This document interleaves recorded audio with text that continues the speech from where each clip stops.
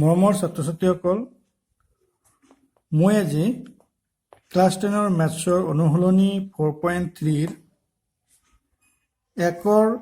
3 number অংকটো কৰিম। ইয়াত প্ৰশ্ন আছে বৰ্গ সম্পূৰণ পদ্ধতিৰে তলৰ দ্বিঘাত সমীকৰণবোৰৰ মূল উলিওৱা। বৰ্গ সম্পূৰণ পদ্ধতিৰে তলৰ দ্বিঘাত সমীকৰণবোৰৰ মূল উলিওৱা। ইয়াৰ আগৰ ভিডিঅ'ত আমি আৰু এটা অংক কৰিছিলো বৰ্গ সম্পূৰণ পদ্ধতিৰে কেনেদৰে মূল নিৰ্ণয় কৰা হয়। আজি এই ভিডিঅ'ত 1ৰ 3 নম্বৰ অংকটো কৰিম। তোমালোকে চোৱা 3 নম্বৰ অংকটোত আছে, আমি প্ৰশ্নটো লিখি লৈছো, অংকটো লিখি লৈছো। 1ৰ 3 number 4x² plus 4√3x plus 3 equal to 0. ইয়াৰ আগৰ ভিডিঅ'ত আমি কৰিছিলো কোনটো 1ৰ 1 নম্বৰ অংকটো কৰিছিলো। ইয়াত আছিল 2x² minus 7x plus 3 equal to 0. আমি এইটো অংকত কি কৰিছিলো, এই x² ৰ সহগ 2 দি গোটেইবিলাকক ভাগ কৰিছিলো, দুয়ো পিনে ভাগ কৰাৰ পিছত কি হৈছিল, x² minus 7/2x plus 3/2 এইটো আছিল। কিন্তু এইটো কি কৰা হৈছিল, যেহেতু x² তো পূৰ্ণবৰ্গ, 2 তো পূৰ্ণবৰ্গ নহয়, সেইকাৰণে আমি 2 দি দুয়ো পিনে ভাগ দিছিলো। কিন্তু 1ৰ 3 নম্বৰ অংকত আছে x² 4x², 4 এটা পূৰ্ণবৰ্গ, x² এটা পূৰ্ণবৰ্গ, সেইকাৰণে আমি ইয়াত আমি ভাগ নিদিওঁ। এই x² ৰ সহগ 4 দি আমি দুয়ো পিনে ভাগ নিদিওঁ। 4x² এইটোৱে ৰাখিম, ইয়াক আমি এনেকৈ লিখিম 2x হোল স্কয়াৰ। 4x² ক আমি কি লিখিব পাৰো, 2x whole square. 1 number অংকটোত x² আছিল, যেহেতু 2 পূৰ্ণবৰ্গ নহয়, সেইকাৰণে আমি দুয়ো পিনে 2 দি ভাগ দিছিলো, বা দুয়ো পিনে 2 দি পূৰণ দিলেও হলহেঁতেন। কিন্তু আমি ইয়াত ভাগ আৰু পূৰণ একো দিয়া নাই। 4x² ক আমি লিখিছো 2x হোল স্কয়াৰ, যেহেতু 4 পূৰ্ণবৰ্গ। এতিয়া আমি সূত্ৰটো আনিব লাগে কি, a plus b হোল স্কয়াৰৰ সূত্ৰ মতে এটো কি আছিল, a² plus 2ab plus b²। ইয়াত আমি a হিচাপে 2x² পালো, 2x পালো। সূত্ৰ মতে 2 আহিব লাগে। এতিয়া 2ab, আমি a ইয়াত 2x ধৰি লৈছো, আমি 2x লিখিছো। 2 into 2x কিমান হল, 4x। এই পদটোৰ পৰা আমি এনেকৈ লিখি আছো, এই পদটোক এনেকৈ লিখি আছো 4√3x ক আমি এনেকৈ লিখিছো। 2 into 2x কিমান গল, 4x গল। 2 into 2 4 থাকিল কিমান, √3। ইয়াক √3 ক আমি সূত্ৰত b হিচাপে লম আৰু 2x ক a হিচাপে লৈছো। √3 লিখিছো এনেকৈ, তেনেহলে 4√3x, তেনেহলে 2 into 2x √3 into √3, তেনেহলে 2 into 2 4x √3, তেনেহলে এইটোই গল 4√3x গল। ইয়াত আমি √3 ক b হিচাপে ভাবি লৈছো। তেনেহলে √3 হোল স্কয়াৰ b², সূত্ৰটো কি আছিল, a² plus 2ab plus b²। ইয়াত a 2x ক ধৰি লৈছো আৰু b ক √3 হিচাপে ধৰি লৈছো। তেনেহলে √3 এই লাইনটোত আমাৰ √3 নাই, স্কয়াৰ নাই, ইয়াত প্লাস দিছো, সেইকাৰণে মাইনাস দিম, √3 হোল স্কয়াৰ। যেহেতু এইটো লাইন আৰু এইটো লাইন সেম, এইটো বেছিকৈ লিখিছো, আকৌ মাইনাস কৰি দিছো, এইটো গুচি গল, থাকিল কিমান, প্লাস √3 ইকুৱেল টু 0। তেনেহলে এইটো লাইনক আমি এনেকৈ লিখিলো। এতিয়া এইখিনি লৈ সূত্ৰ হল a plus b হোল স্কয়াৰৰ সূত্ৰ। তেনেহলে ইয়াত a হল 2x, b হল √3। এইখিনি মিলি আমি কি পালো 2x plus root 3 whole square আৰু থাকিল কিমান এইখিনি ৰুট 3 স্কুৱেৰ ইকুৱেল টু কিমান ৰুট 3 আৰু plus 3 equal to 0 minus 3 plus 3 এইটো কেঞ্চেল গ'ল থাকিল কিমান 2x plus root 3 whole square equal to 0 থাকিল এটা এটা পূৰ্ণবৰ্গ হল পূৰ্ণবৰ্গ ইকুৱেল টু কিমান হল 0 হল এতিয়া আমি যদি দুয়োপিনে বৰ্গমূল লও কিমান থাকিব 2x plus root 3 equal to 0 ৰ বৰ্গমূল 0 দুয়োপিনে বৰ্গমূল লোৱা হৈছে তেনেহলে 2x plus root 3 equal to কিমান পাইছো আমি 0 পাইছো তেনেহলে এই ৰুট 3 তো ৰাইট সাইডত গলে কি হ'ব মাইনাছ ৰুট 3 হ'ব এতিয়া 2x ৰ লগত পূৰণ আছে 2 তো ৰাইট সাইডত গলে কি হ'ব ৰুট 3 ভাগ হ'ব x equal to minus root 3 বাই 2 তেনেহলে x ৰ মান কিমান পাইছো মাইনাছ ৰুট 3 বাই 2 এই ক্ষেত্ৰত যেহেতু পূৰ্ণবৰ্গ হৈছে আৰু ৰাইট সাইডত কি একো নাই শূন্য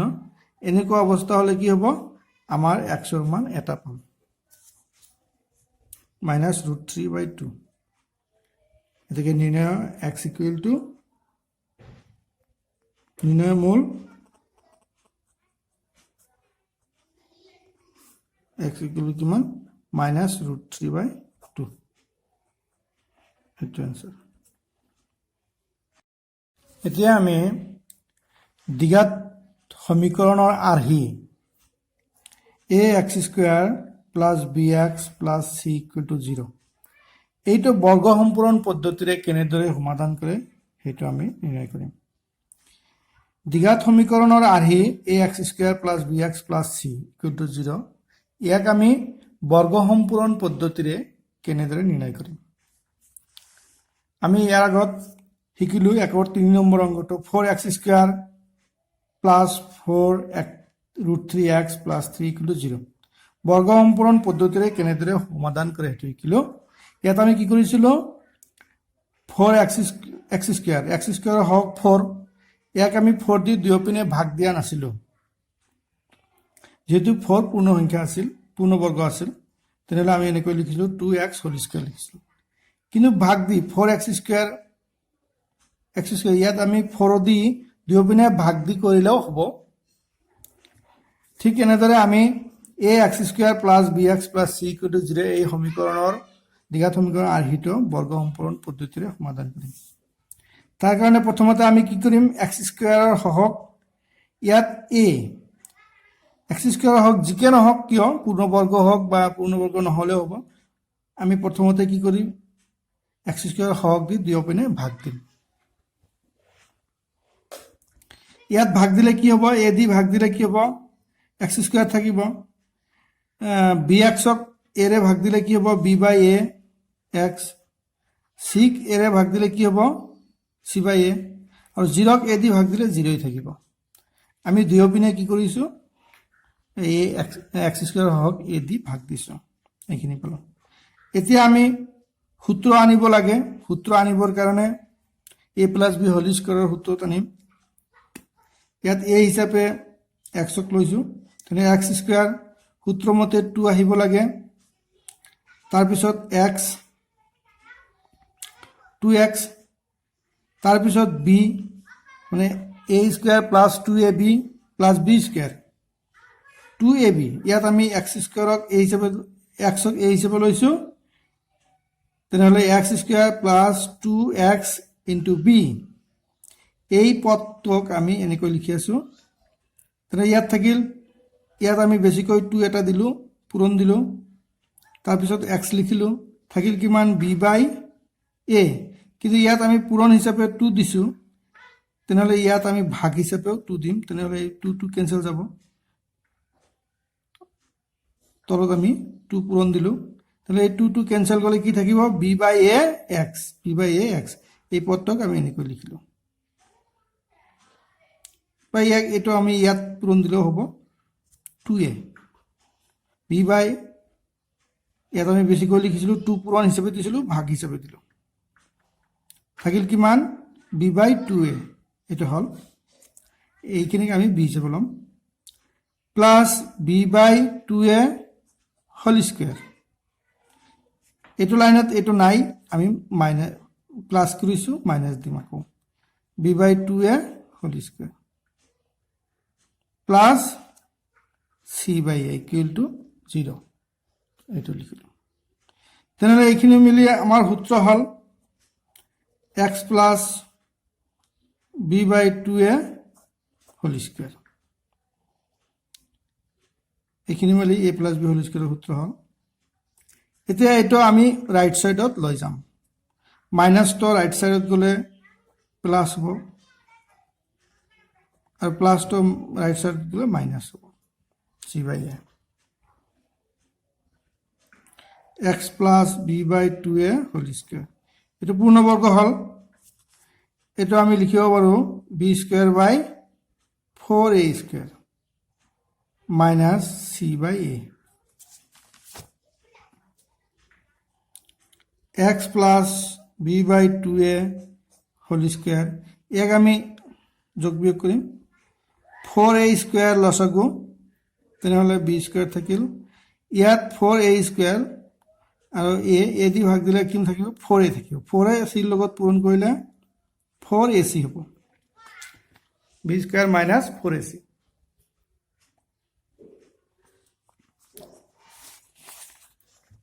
তেনেহ'লে ইকুৱেল টু আমি কি পাম x plus B by 2a whole square equal to b square minus 4ac by 4a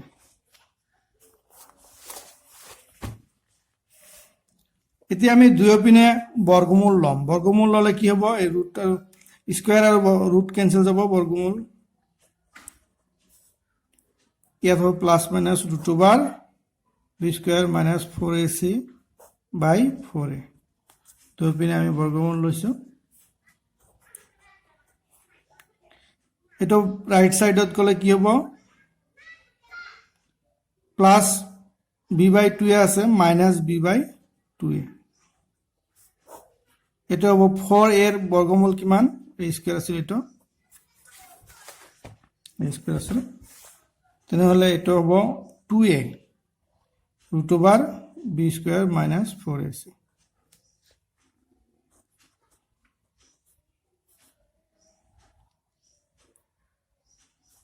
এইটো 2a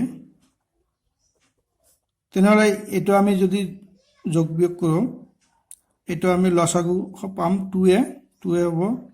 এতিয়া ইয়াত কিমান আছে minus b plus minus root over b square minus 4ac তেনেহ'লে এক্সৰ মানে আমি ইয়াত দুটা পালোঁ যেহেতু প্লাছ মাইনাছ আছে তেতিয়া এক্স ইকুৱেল টু কিমান minus b by minus b plus root over b square minus 4ac by 2a এইটো এটা বা x equal to minus b minus root over b square minus 4ac তেনেহ'লে আমি এক্সৰ মান দুটা পালোঁ এইটো এটা আৰু এইটো এটা এই মান এক্সৰ মান ইয়াক আমি সূত্ৰ হিচাপে ল'ব পাৰোঁ ইয়াক আমি সূত্ৰ হিচাপে প্ৰয়োগ কৰিব পাৰোঁ এই সূত্ৰ প্ৰয়োগ কৰি আমি যিকোনো দ্বিঘাত সমীকৰণৰ মূল নিৰ্ণয় কৰিব পাৰি যদি ইয়াত বি স্কুৱেৰ মাইনাছ 4ac এইটো যদি 0তকৈ সৰু হয় তেনে 0তকৈ সৰু হ'লে এইটো ঋণাত্মক হৈ যাব এইটো ঋণাত্মক হৈ যাব ঋণাত্মক সংখ্যাৰ বৰ্গমূল এইটো এটা কাল্পনিক ইয়াত কোনো মূল নাথাকিব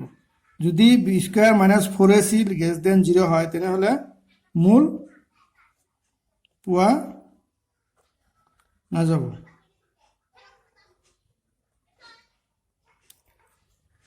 বা মূল নাথাকিব b square minus 4ac greater than 0 হ'লে কি হ'ব বা ইকুৱেল হ'লেও গ্ৰেটাৰ দেন 0 অৰ ইকুৱেল হ'লে বাস্তৱ বাস্তৱ মূল থাকিব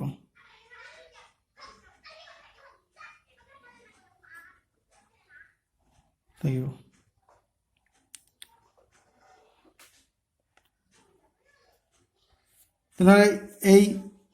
ইয়াক আমি দ্বিঘাত সূত্ৰ বুলি কওঁ তেনেহ'লে x equal to root over x equal to minus b plus minus root over b square minus 4ac by 2a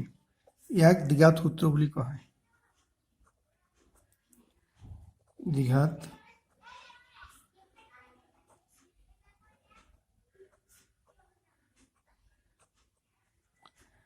আমি এই দ্বিঘাত সূত্ৰ প্ৰয়োগ কৰি বৰ্গমূল মূল নিৰ্ণয় কৰিব পাৰি থেংক ইউ